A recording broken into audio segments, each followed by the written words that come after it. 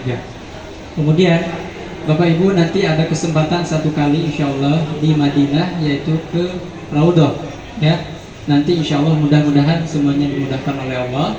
Karena antrian Raudhah ini Masya Allah Bapak Ibu, antrian Raudhah ini sangat kredit, dalam artian harus punya tasreh ya, harus punya izin masuk atau sejenis tiket ya, yang nanti di barcode sejumlah orang atau rombongan berapa orang nanti masuk. Nah itu, jadi insya Allah kita lagi mengupayakan yang namanya tasreh Raudhah ya. Kalau dulu-dulu mungkin antriannya nggak harus pakai tasreh atau nggak perlu pakai berupa kertas, barcode dan lain sebagainya, karena memang antriannya tidak kondusif. Tapi sekarang setelah pandemi berakhir, semuanya kondusif antriannya berdasarkan jam yang sudah dijadwalkan. Kalau misalnya nanti Bapak Ibu kita berkesempatan masuk Raudhahnya waktunya pagi, tapi ternyata sebetulnya jadwal kita harusnya ziarah Madinah, maka kita akan mendahulukan Raudhah ya, karena Raudhah ini tidak bisa ditukar hari esok atau ba'da zuhurnya, harus sesuai dengan jadwal yang didapat. Kalau dapatnya pagi, kita jadwalkan pagi. Kalau dapatnya siang atau malam, maka otomatis itu yang kita harus optimalkan untuk bisa berdoa sebanyak mungkin, semaksimal mungkin di Raudhah ya. Munajat apapun, kemaslahatan diri kita, kesehatan diri kita, keberkahan usaha kita, semuanya dipanjatkan pada Allah Subhanahu wa Ta'ala. Jangan sampai kita bertekad ataupun ada keyakinan pada benda-benda, mohon kiranya untuk senantiasa dihilangkan. Insya Allah kita tetap bermunajat terhadap Allah Subhanahu wa Ta'ala, menghilangkan kesyirikan dan lain sebagainya. Insya Allah itu di Raudhah satu kali Bapak Ibu ya. Ketika kesempatan itu ada, maka kita ambil, kita optimalkan.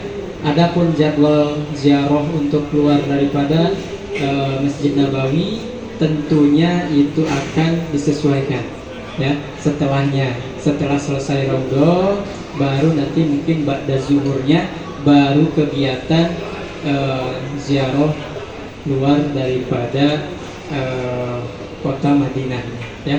Luar kota Madinahnya insya Allah kita akan berziarah ke Masjid Quba, Masjid Qiblatain, kemudian Masjid Khandaq, kemudian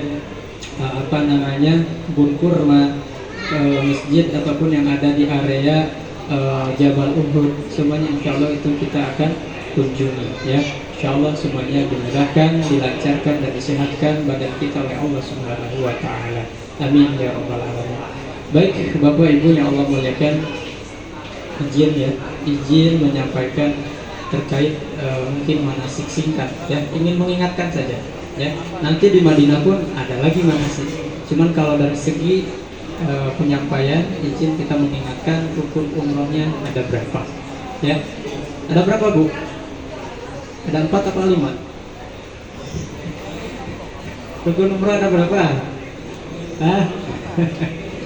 5 kali ya gitu. Ada berapa? Ada 5. Insya Allah kita sama-sama menghafal kembali, mengingat kembali sebelum kita pelaksanaan. Insya Allah di Madinah juga kita akan adakan manasik kembali. Insya Allah rukun umroh ada 5 ya.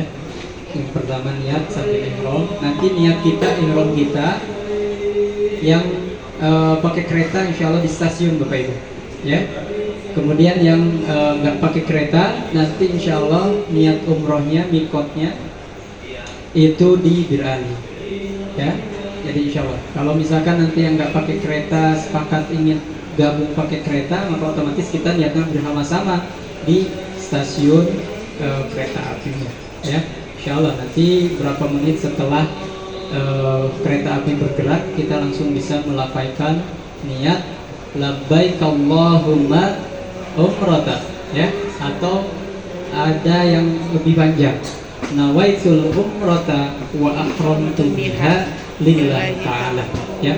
Itu adalah niat secara lafaz, tapi tetap niat yang paling penting adalah dalam hati ya. Yang dilafazkan adalah untuk menguatkan bahwa menuntun hati kita, niat yang diucapkan dengan hati itu sama ya. Niat umroh pada Allah. nawaitul umrata wa ahramtu biha lillahi ta'ala. Aku berniat umroh dan menjaga pengharamannya karena Allah Ta'ala. Itu cukup ya, insyaallah mudah. Yang kedua adalah tawaf. Kalau udah niat umroh berarti semua larangannya itu nggak boleh ya. Kalau bapak-bapak udah nggak boleh pakai yang berjahit, nggak pakai peci ya, semuanya nggak boleh ya. Kalau ibu-ibu nggak boleh pakai penutup muka dan juga penutup tangan. Kalau telapaknya boleh terbuka ya. Kemudian yang kedua apa? Tawaf 7 putaran ya, mulai dari sudut Hajar Aswad sampai berakhir lagi di sudut Hajar Aswad. Sering kejadian yang belum nyampe Hajar Aswad udah ikutan istilah Bismillahirrahmanirrahim, padahal yang depan udah nyampe, yang belakang belum nyampe. Yang depan biarin dulu sampai mereka selesai istilah Bismillahirrahmanirrahim ya. Itu berarti mereka sudah sampai garis mulai dan garis finish daripada pelaksanaan tawaf. Yang belakang, yang baris kedua, ketiga, keempat dan seterusnya, kalau belum sampai garisnya nggak usah ikutan istilah ya. Jadi hitungannya belum selesai istilahnya setelah sampai garis batas di mana kita memulai dan di mana kita mengakhiri tawaf tersebut, yaitu diantaranya tandanya samping kiri kita adalah sudut Hajar Aswad, samping kanan kita adalah lampu hijau. Kalau lirik lagi ke bawah mungkin akan terlihat bata ataupun garis coklat ya. Tuh, jadi kalau sudah segaris monggo istilah Bismillahirrahmanirrahim menandakan bahwa kita sudah mulai hitungannya dan berakhir hitungannya sampai 7 putaran. Kemudian yang ketiga adalah rukun umrah itu apa Pak? Sa'i itu jalan ya, jalan. Kemudian ada nanti lari-lari kecil ya, lari-lari kecilnya juga sedikit, lebih kurang 100 meteran Bapak Ibu. Nah, jadi niat, tawaf, sa'i, kemudian tahallul, kemudian terakhir tertib ya. Jadi niat dari mikot ya, dari tempat mikot kita sama-sama niat nanti.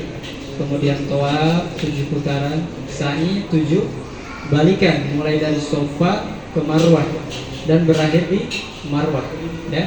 Sofa, Marwah 1, balik lagi 2, dan terakhir 7-nya di Marwah ya.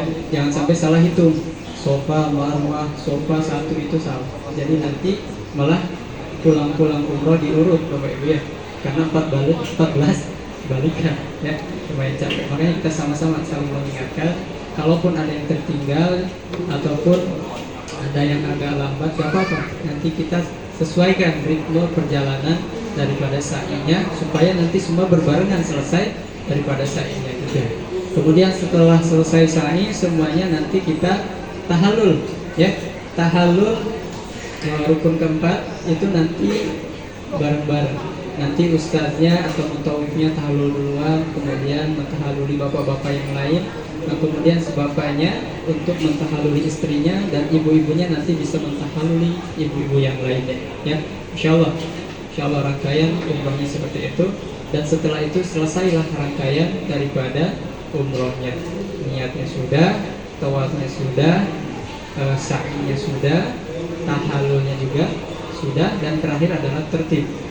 Yang kelimanya adalah tertib. Gak boleh kita niat diakhirkan, gak boleh kita ngambil tahallul dulu baru niat, ataupun sa'i dulu baru tawaf ya, gak boleh. Jadi harus berurutan, mulai dari niat, tawaf, sa'i, tahallul, dan tertib ya. Insyaallah mudah-mudahan ini kewajiban kami sebagai penyelenggara untuk senantiasa mengingatkan, menyampaikan hal ini. Mudah-mudahan dengan adanya review kembali kita semakin paham, semakin ingat, dan nanti pelaksanaannya tidak ada hal-hal yang memang bisa mengurangi nilai keutamaan daripada umroh tersebut.